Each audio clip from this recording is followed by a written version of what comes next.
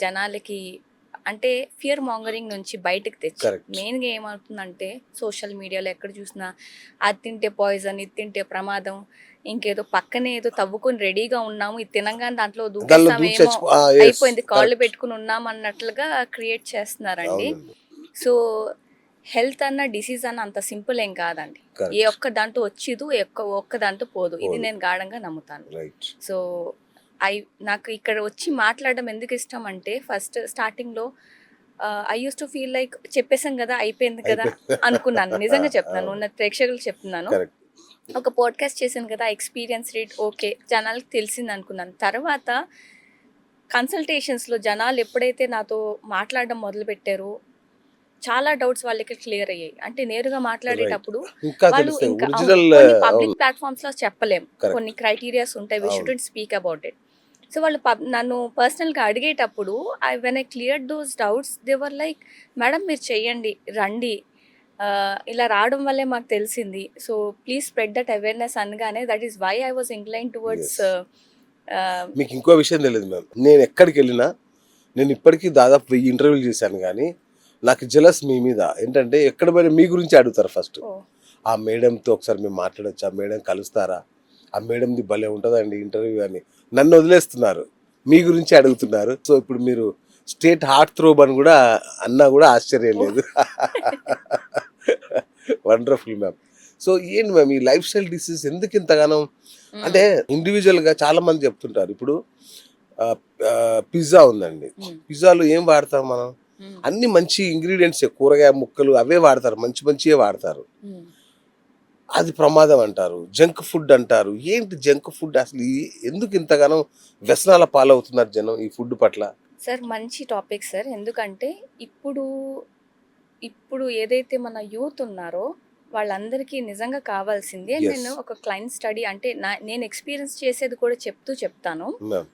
So first life style అంటే ఏంటి అర్థం చేసుకుందాం. ఓకే. లైఫ్ స్టైల్ అనేది పెద్ద ఇదేం కాదు అదే సార్. అంటున్నా. లైఫ్ స్టైల్ డిసీజ్ అంటే ఏందిరో అనుకుంటున్నాం అందరం. మీరు పొద్దున్నే లేసిన దగ్గర నుంచి సాయంత్రం పడుకునే వరకు మీ డైలీ హ్యాబిట్స్ యొక్క అక్యుములేషనే మీ లైఫ్ స్టైల్. హ్మ్. హ్మ్.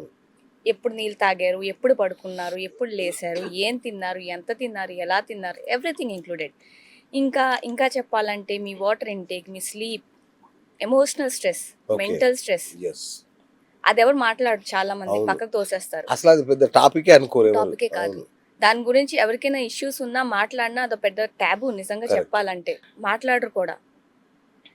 సో, ఇప్పుడు మన యూత్‌కి ఏమవుతుందంటే అంటే యూత్‌ని ఎందుకు చెప్తున్నానంటే ఎక్కువగా ఆహ్, ఔట్‌సైడ్ ఫుడ్‌కి వాళ్ళు అడిక్ట్ అయిపోతున్నారు. అవును. అడిక్ట్ కరెక్ట్ వర్డ్ కాకపోవచ్చు. కానీ నాకు క్లయింట్స్ ఎలా వస్తారంటే పేరెంట్స్ తీసుకొనొస్తారండి అవును. పిల్లల్ని.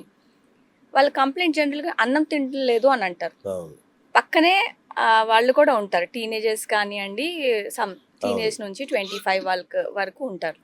వెన్ ఐ ఆస్క్ దెమ్ ఎందుకు అన్నం అంటే ఆకలేక తినటం లేదా? లేకపోతే తినబుద్ధి కావటం లేదా? అని అంటే 90, 95% చెప్పేదేంటంటే ఇంట్లో ఫుడ్ తినబుద్ధి కావటం లేదు అనేసి. రైట్. పేరెంట్స్ ఏమనుకుంటారు? అయ్యో! పాప తింటం లేదు, బాబు తింటం లేదు, వీడికి నచ్చటం లేదు, ఎలా వండినా నచ్చటం లేదండి అనేసి వాళ్ళంటారు. అవును. వీళ్ళనడిగితే ఆకలి కాదు మేడం మాకు తినబుద్ధి కావటం లేదు. ఇప్పుడు బయట తిండి తిని ఎంతకొచ్చిందంటే కాంట్ కంట్రోల్ దెమ్‌సెల్ఫ్. అవునండి. యెస్. కంట్రోల్ చేయలేకపోతున్నారు. అవును.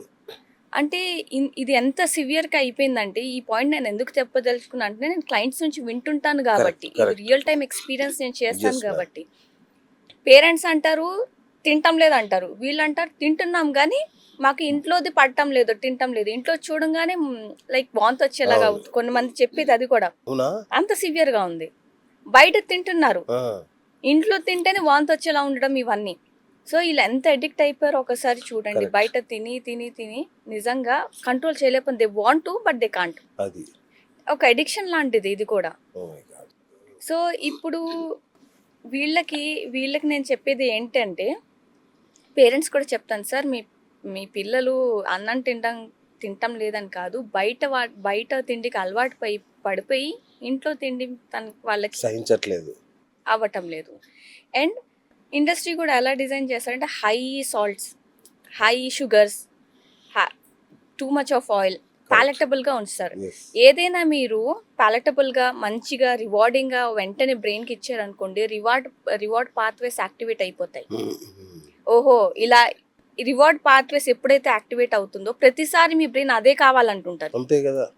కొంతమంది బోర్ కొట్టి తింటారు, అవును. కొంతమంది ఆకలి లేకపోతే ఖాళీగా ఉన్నామని తింటారు. తింటారు. అవును. ఫస్ట్ ఆకలి కొందరు స్ట్రెస్ తో తింటారు, ఎమోషనల్ ఈటింగ్ ఉంటుంది.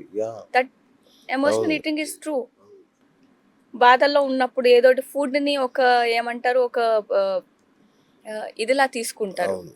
సో ఇలా రకరకాలు హ్యాబిట్స్. ఫస్ట్ ఇది ఒక హ్యాబిట్ లా ఫామ్ అయిపోయిందండి.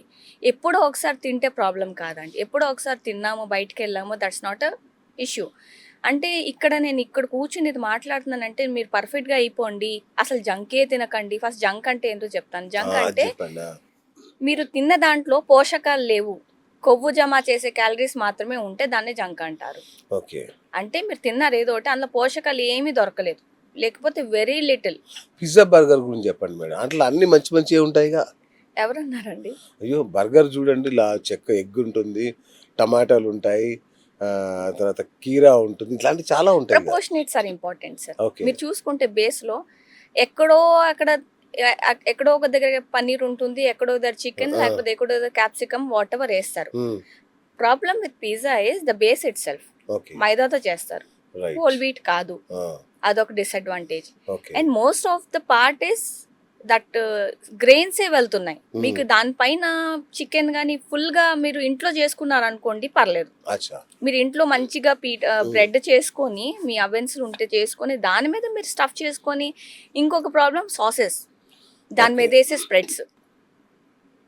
ఇంట్లో అంటే ఎగ్, సాస్ అంటే టమాటోనే. ఎగ్ కాదండి, దాంట్లో ట్రాన్స్ ఫ్యాట్ కూడా వేస్ట్ చేస్తారు. మీరు ఇంట్లో చేసుకునే మైనస్ వేరు, వాళ్ళు బయట అమ్మే మంచి ఆయిల్స్ వేసి మీకేం మైనస్ చేశారు కదా, అన్ని కల్తీవే ఉంటాయి. ద ప్రాబ్లమ్ ఈస్ మీరు ఇంట్లో పిజ్జా చేసుకొని, ఇంట్లో బన్ గట్రా చేసుకొని, మీకు ఓపిక ఉంటే చేసుకొని తింటే ప్రాబ్లం కాదండి ఎప్పుడోసారి. బట్ ఆన్ రెగ్యులర్ బేసిస్ మీరు బయటకు వెళ్ళి తింటున్నారు, దానికి అడిక్ట్ అయిపోతున్నారంటే అది మీకు లాంగ్ రన్ లో ఇష్యూస్ క్రియేట్ చేస్తుంది. ఇలాంటి రోజుగా అంటే వెరీ ఫ్రీక్వెంట్ గా బయట తిండి తినడం, దాంట్లో పోషకాలు ఉండకపోవడం, మీ బాడీకి పోషకాలు లేకపోతే కారుకి ఫ్యూయల్ లాంటిది పోషకాలు అని మన బాడీకి. అది లేకుండా నువ్వు నడువున ఎన్ని కిలోమీటర్లు వెళ్ళాలంటే ఎలా నడుస్తుందండి? మరి మధ్యలో ఆగిపోతుంది. సర్వీసింగ్ కూడా చేయించము. మన బాడీకి సర్వీసింగ్ కూడా, కార్కి ఎలాగ సర్వీసింగ్ ఇంపార్టెంట్ మనకు కూడా మెయింటెనెన్స్ అన్నది అంతే ఇంపార్టెంట్. మెయింటెనెన్స్ అంటే ఏం లేదు సార్, రోజు మనం తింటున్న తిండిలో ప్రాపర్ గా వెళ్తున్నాయా లేదా, మీ స్లీప్ ప్రాపర్ గా ఉందా లేదా, మీ యాక్టివిటీ ఎలా ఉంది, కూర్చొనే పొటాటో కౌచ్ లాగా అంటే ఒక కౌచ్ పొటాటో లాగా కూర్చొని ఉంటున్నారా, ఇవన్నీ ఇంక్లూడెడ్ అండి. ఇవన్నీ చూసుకోవాలి.